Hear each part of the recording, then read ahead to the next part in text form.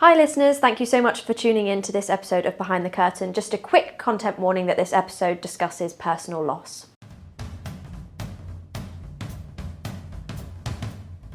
I'm Hollie. And I'm Stacey. And we are here to discuss the side of musical theatre that isn't talked about enough. And we're going to cover all of the topics that you're maybe not so excited to finally announce on your Instagram page. Welcome to Behind the Curtain. Hello and welcome back To Behind the Curtain. We're so happy you're here with us. I'm loving this two-piece. Thanks. This was a little Zara number. I love it so much. Said to myself in 2025, I'm not going to buy anything unless it's charity shop or vintage, second-hand situation. Mm-hmm. But I paid for this in cash, so it doesn't count. Great. But it looks really cute. Thanks. So today I'm going to interview Stacey. Can you tell us a little bit about where your journey started and...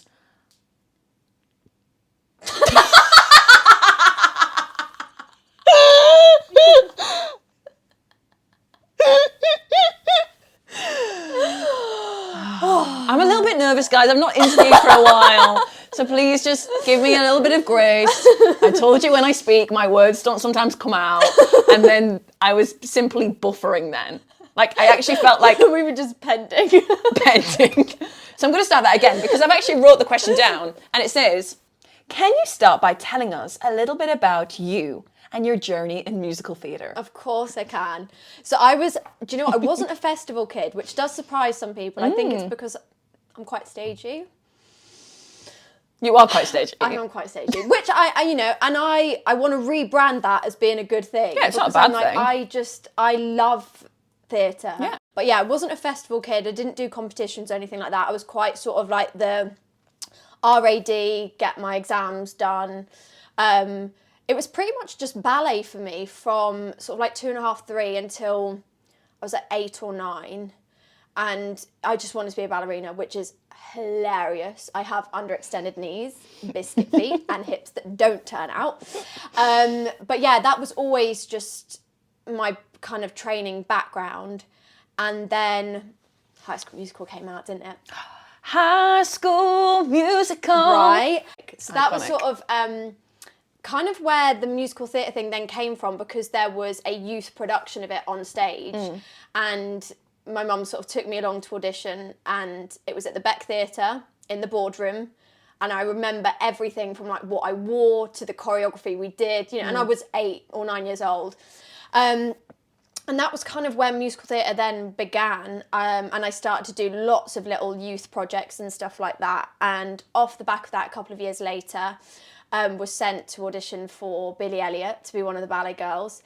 And I don't think, I knew it was a big deal, but I didn't the gravity of what I was auditioning for, I don't think I quite understood at that age, because I don't really remember. I remember being nervous when I was in the room, but I think the complexes that I have now when I have an audition through feels like tenfold of what I was experiencing back then. Didn't get it the first time I went for it, and I was really, really gutted. Went again 6 months later and was cast as Tina Harmer. And that was basically my whole high school experience. I started beginning of year 8 and went right through until the beginning of year 11. So that I was at a normal state school, very kind of straight and academic. The creative arts were abysmal / non-existent. Yeah. So having that is kind of what I remember a lot about my teenage years, was sort of being in the dressing room doing my homework, and then it then got to a point where I was doing revision for an exam I was taking at 8:30 the next morning, and I kind of got to a point where I was like, I think this is not going to have to give. But by that point, I was like a foot taller than all the other ballet girls. I was a lot older. So kind of finished the show, and then a month later auditioned for Erdang. And I'm trying to think, when I first discovered Erdang, I went to one of their summer shows with my mum, and just by the opening number, our jaw was on the floor. And so it wasn't even a thing of like, I want a career in musical theatre and I want to go and train. It was like, I need to go to Erdang. And I kind of didn't really think past that. It was just like, Erdang or nothing. I'm going to audition there. If I don't get in, I'll do my A-levels. I'm going back to audition to Erdang. So that was like I think it was a privilege of living in London. Like, I had access to see all of that. So yeah, I auditioned at 15, which is so nuts when I think about that now. That's I'm like, crazy. that is mental. Yeah. But walking into that building, it was like Hogwarts for musical theatre. Like, it was just amazing. Was offered their foundation course, so I did that for, it's just under a year, that course, and then stayed to do the 3-year diploma, which I don't think they do anymore, but it was just the most intense and amazing 4 years of my life. I got a cruise contract, Contract? I got a cruise contract. I got a cruise contract in my 3rd year, and full transparency, I didn't want to go. I didn't like the idea of leaving home, really, I guess. And I think, again, because I'd grown up in London, whilst going to college was like a really big deal, it was a big deal because I had to get on the Central line. And you were still staying at home? Yeah. And it wasn't even, I remember when my first day on foundation and a friend of mine had moved down from Manchester, and I was like, oh, so how long have you lived in London?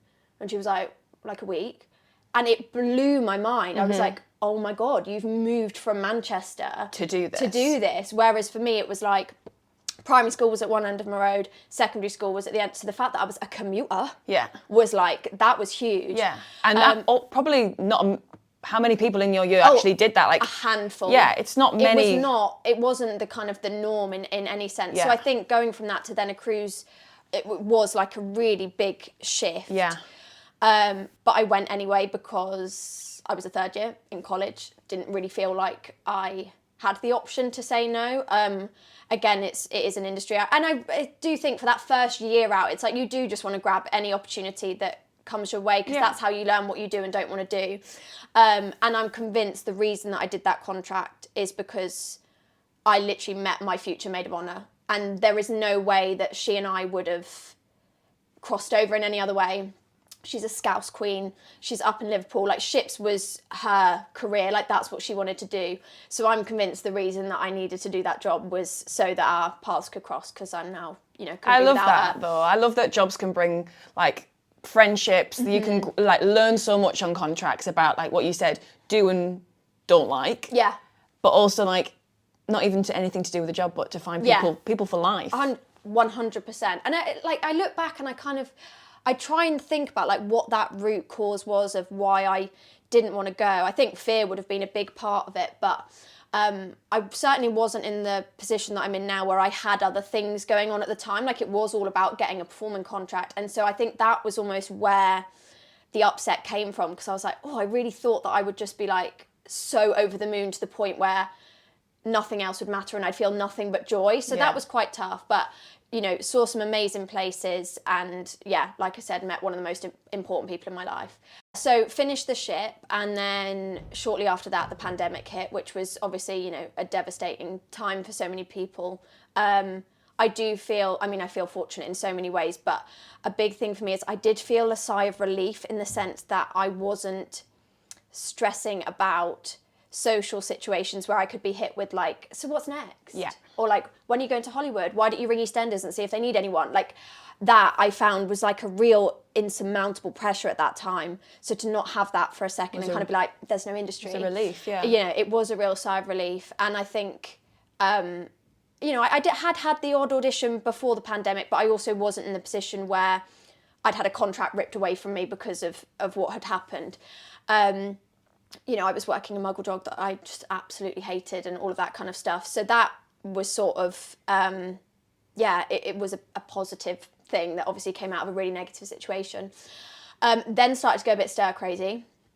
And knowing you now, I'm like, how on earth did I not just like rock back and forwards every day? Yeah. But yeah, that's why I can't figure out, like, with the cruise, like what did I find so hard? Because I suppose that is a mindset I've always had in some way, but I certainly didn't have it kind of as neurotically as I do now. But yeah, started to really resent the fact that I couldn't train, couldn't go and see shows, even though I wasn't a part of them at the time, all of that kind of stuff. And for my birthday the year before, my mum had got me a 1 square metre tap board. And I was like, do you know what, I might as well just get out and have a little 1-2 step, which is what I did. Everybody 1-2 step. What a tune. I might put that in warm-up today. Do it. And so I'd done it, and I was like, oh, I might just like film it just for fun and kind of, put it on the Instagram, and just got, it wasn't a viral thing at all, but just got so many messages and so many comments and likes of like, oh my God, this has been so joyful to what, and so I kind of started to do them on a weekly basis. And again, it's like I'd choreograph it in 20 minutes, film it in 20 minutes, put it on the Instagram. Like, it was just a bit of fun, really.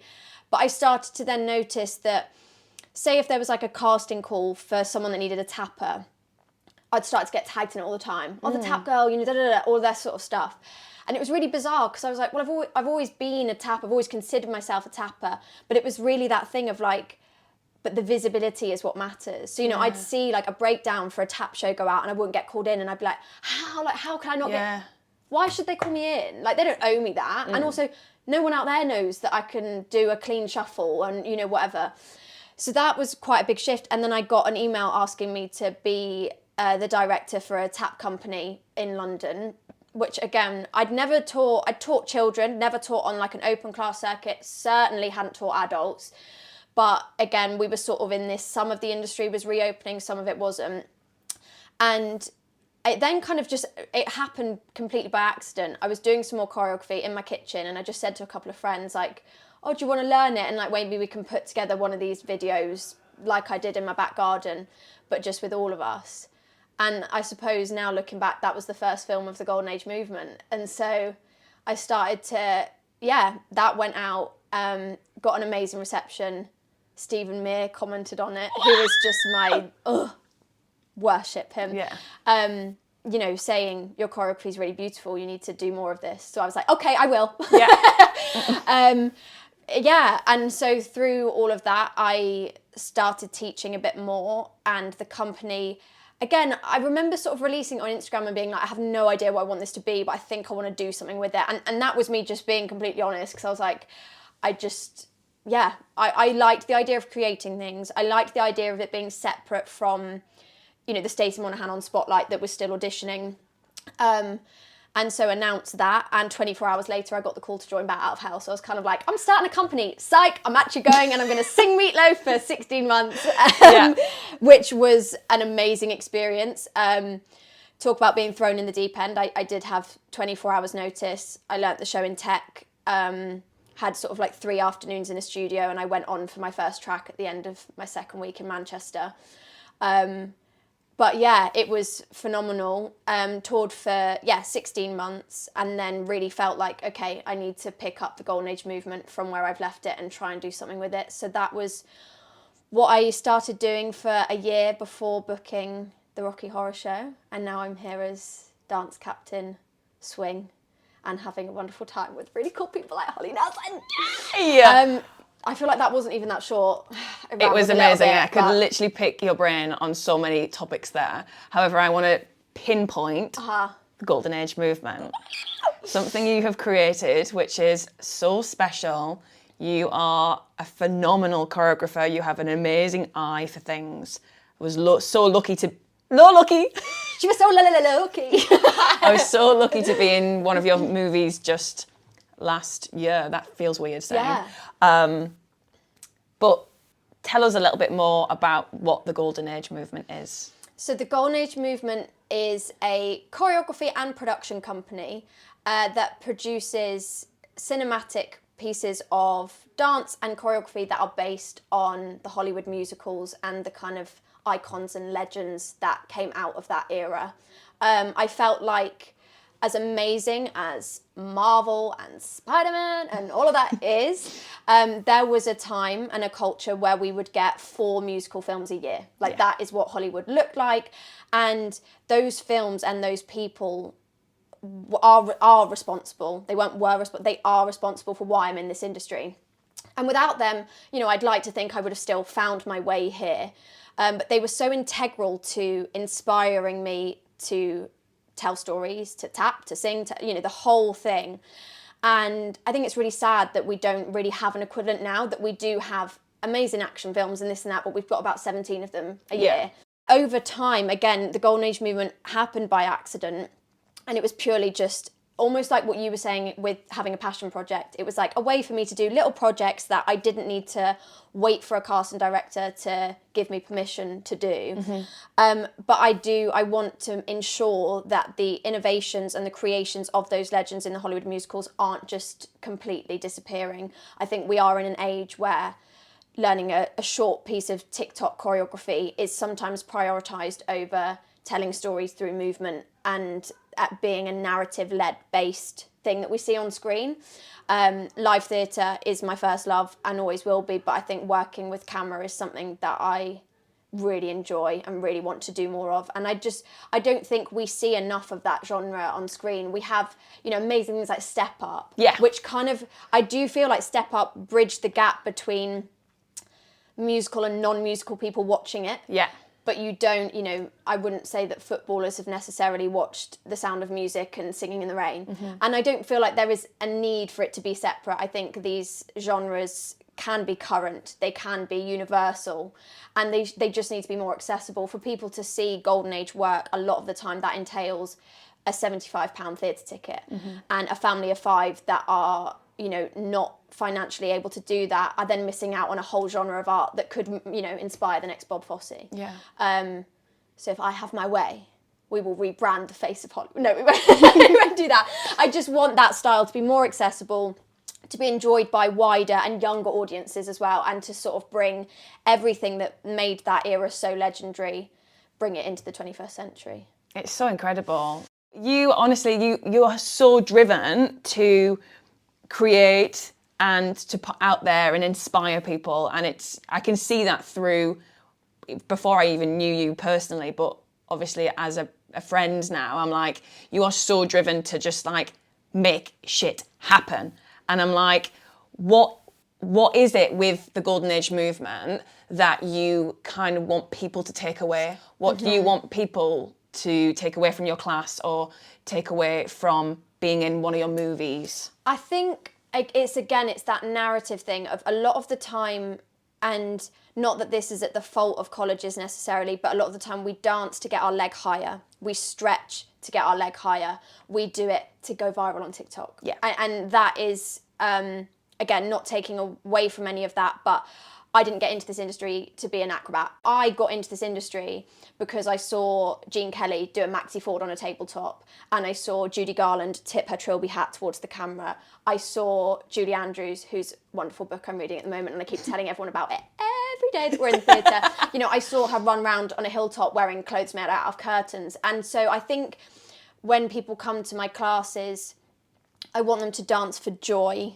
I want them to dance for storytelling. I want them to dance for those reasons, as opposed to having the highest leg, the back that snaps in half, all of that kind of stuff. I mean, period, if you can. I do love it. Do it. I love it. If you can do it. If I'm like, if the leg could be, and then some of the legs are unbelievable. And I come away with major imposter syndrome because I'm like, mine don't look like that. I want people to dance for joy, for that kind of, for stories, for the inspiration, for everything that we kind of, I think, have slightly lost a focus on. And I didn't think that teaching was going to be something I'd love as much as I do. Wow, I've missed it, being on the road and not being able to teach so much. Like, again, that was never what the company was supposed to be. It was never going to turn into that. I literally had no clue. Whereas teaching on the open class circuit, teaching at colleges, running the intensives, like it was a gap filler to begin with. That was what I'll do this and then I'll get a job and then da-da. And it's so much more than that now. And that's, a really nice feeling to, again, have ownership over part of my life. I don't need someone else to say, oh yeah, you can do this, you can, I just do it. Yeah. And do you figure think... it out afterwards. Oh yeah, we'll figure it out. We're always figuring it out. Crazy studio, and then I'm like, what am I doing there? No, I've got to do something. But if you don't go for it, like you never know if it could work or if it couldn't. Yeah. Like, and that was me starting this podcast. It was literally like, well, if you don't try, it's never going to happen. It's never going to happen. Guarantee, yeah. And all I wanted from it was to help people and to create a space for people to be heard. And even if that one person is listening, I'm achieving it. Yeah. But we see it again, like we've spoke about a lot of times, like you see it on Instagram, you see it on TikTok, you see it, everyone putting their highlight reel out there. And it's hard then when you're not in work and stuff to keep finding that joy. Yeah. But to be able to have something like the Golden Age movement that brings you joy as well as performing. What I wanted to ask is, by creating the movement, by creating the Golden Age movement, have you learned things from that have implemented into your performing career? Oh, so much. So I've learned literally just from being exposed to many more artists, and seeing how they learn. And also when I teach, not in a way of having favourites, but I'm like, oh God, they're really great, blah, blah, blah. What do I like about them and how could I then be that to a panel? Yeah. I think it's, you learn very quickly from observing or teaching, like what goes down well, what doesn't in a room. I think I'm a hell of a lot more confident when I walk into audition. I think it's really difficult because a lot of that confidence I think did come off the back of Bat Out of Hell.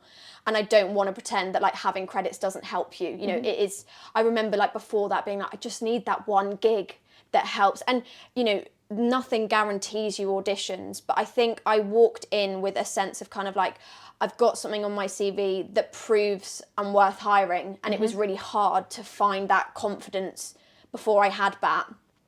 But that confidence has been furthered by the company.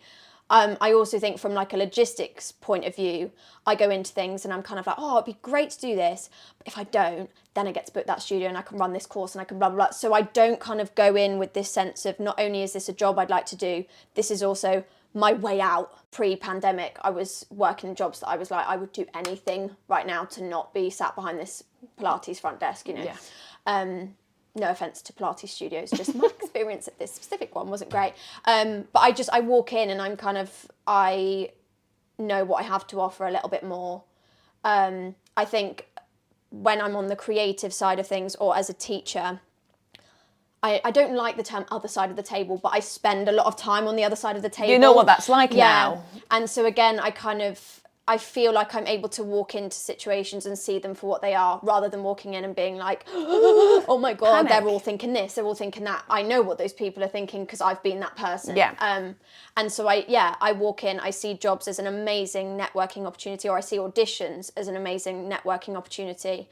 But I also have opportunities that I make myself. So if they don't happen, I'm not, and that's not me saying I'm not still devastated. There are some no's that I'm literally, like I said, back in the rose, ordering the Domino's quick time with the extra garlic and herb dip, obviously. Hell yes. But I don't feel like I'm stripped of everything when things don't happen. And I think that makes me a better auditionee, certainly, than I used to be a few years ago. 100%. And it all takes like time, like when you first come out of drama school, like we said, like you want to take any opportunity that is there. And like when you learn and you've been in more rooms, they want it to be as easy as possible. 100%. The audition panel. And I think it is flipping that narrative of like, they hate me. Yeah. And I don't deserve to be here and I've got to prove, No, and it's 100%. It's just showing what you've got. And again, back to that jigsaw puzzle, if you do fit it, or if they want you for that gig, and it's nothing personal sometimes, No. it's down to just what they need and want. And also if there's 50 of you there and it's one track they need, unfortunately. Yeah, the numbers aren't in your favour, and that is inevitable. And I think similar to what you were saying about having passion projects that bring you joy each day, I think it's really important to just have areas of your life where you don't require permission. Yeah.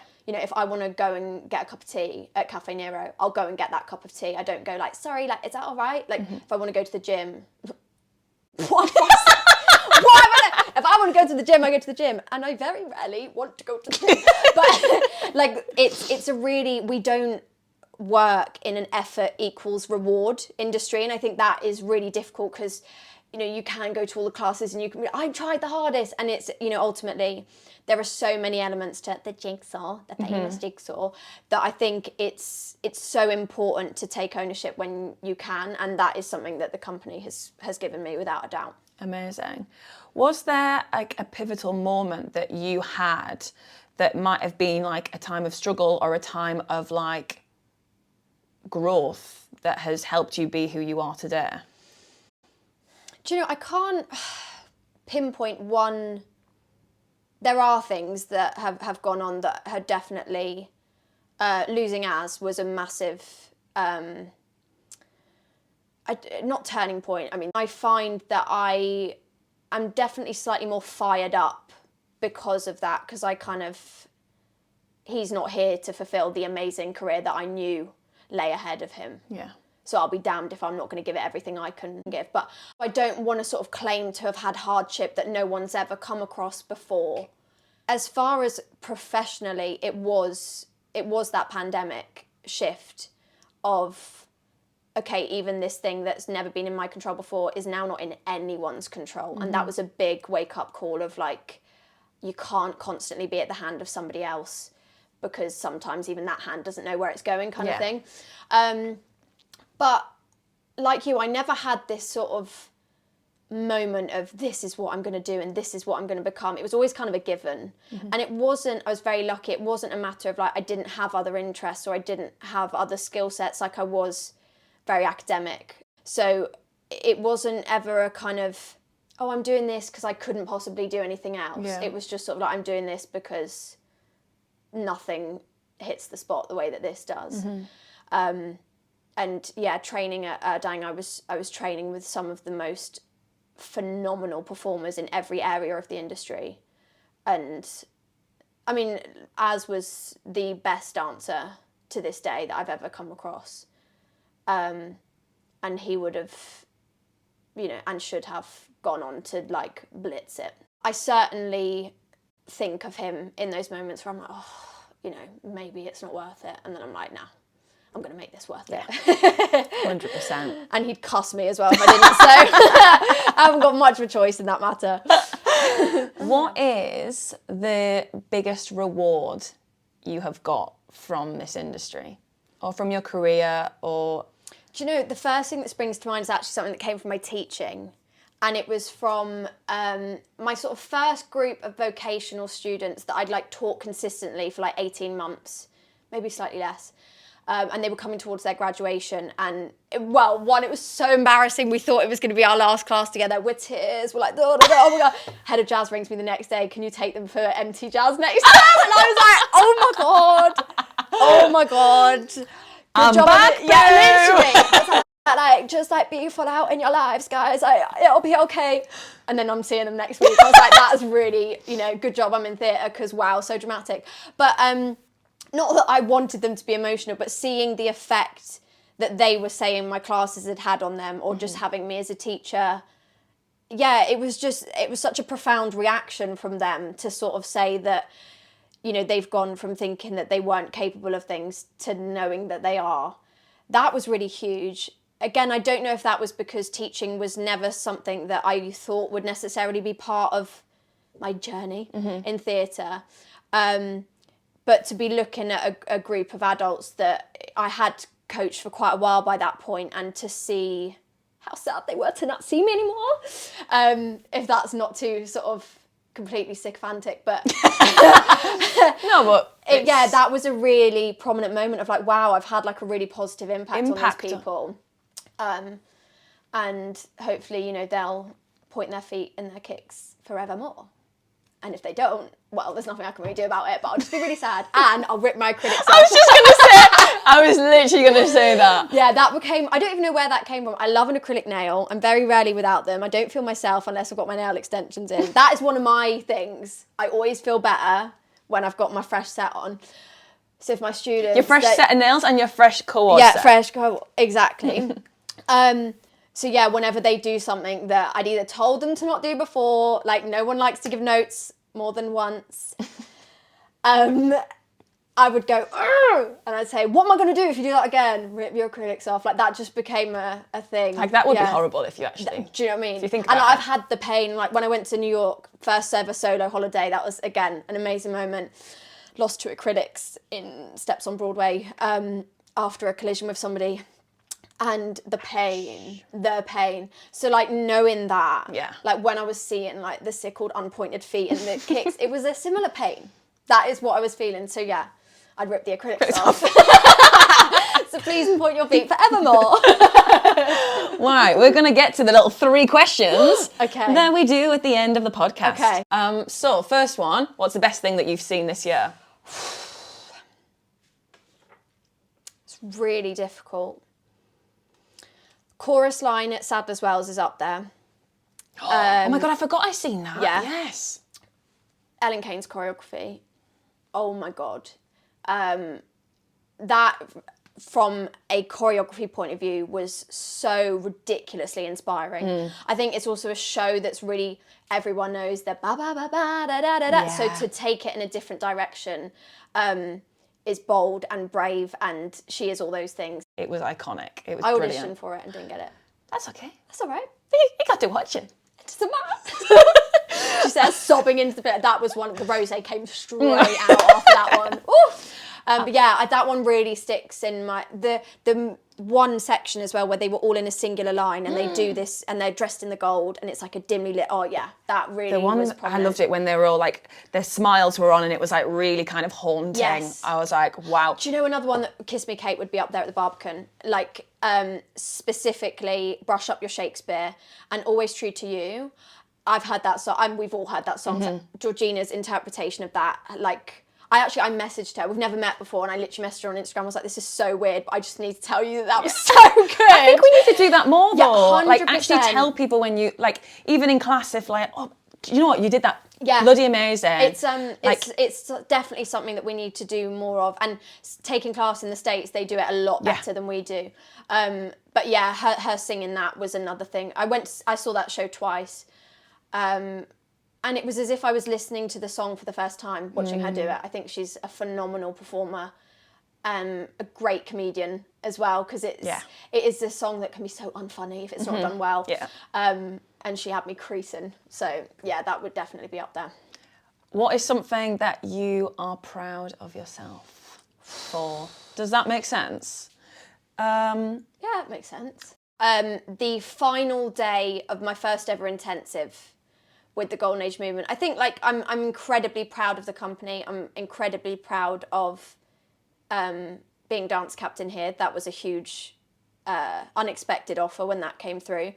But a point where I sat and felt proud and kind of allowed myself to sort of be present, I guess, with that, was we just wrapped the film of the first intensive. And that felt like an unattainable feat right up until we were actually there doing it. And I had this group of over a dozen dancers who were just phenomenal. It wasn't even imposter syndrome. I just think it was like I'd never taken on something that big before.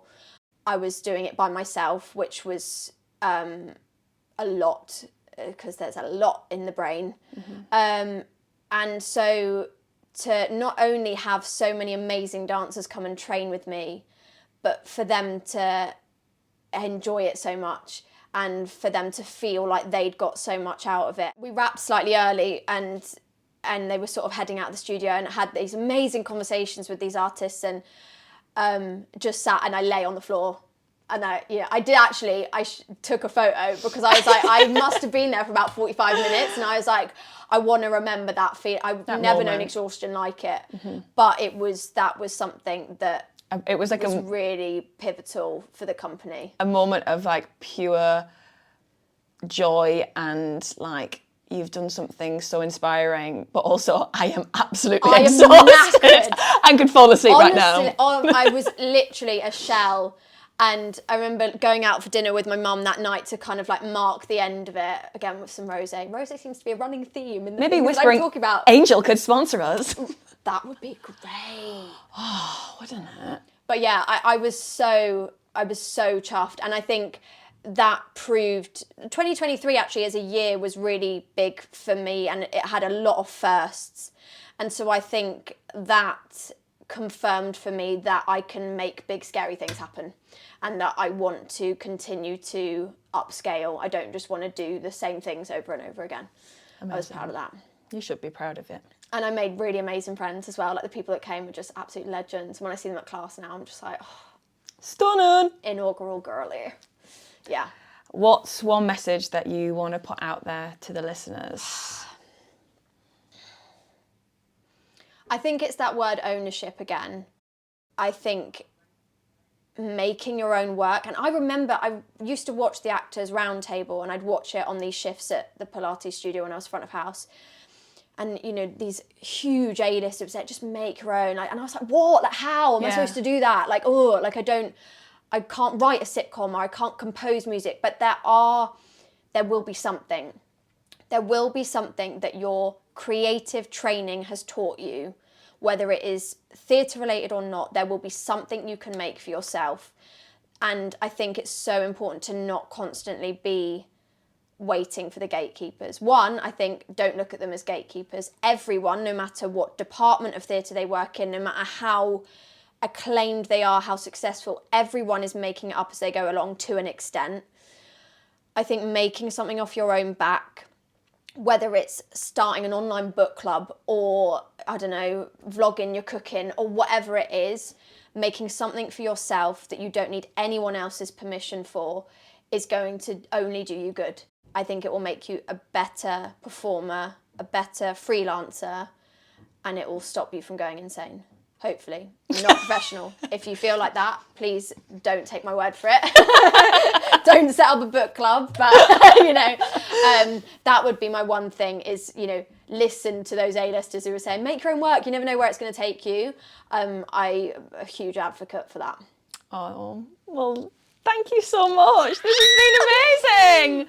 First podcast interview done. Next time, we're going to be doing it together with a special guest. We've got a lot of special guests lined up. Who's it going to be? Exciting. You'll have to tune in and find out next time. I'm really loving doing that. But tune in next week. We love you. Next time. Love you. Make your own work and follow the Golden Age movement. Thank you so much for listening to this episode of Behind the Curtain podcast. Don't forget you can follow us on Instagram and TikTok at Behind Curtain Podcast. And follow the link in our bio to watch us on YouTube. We love you so much. We love you. Bye.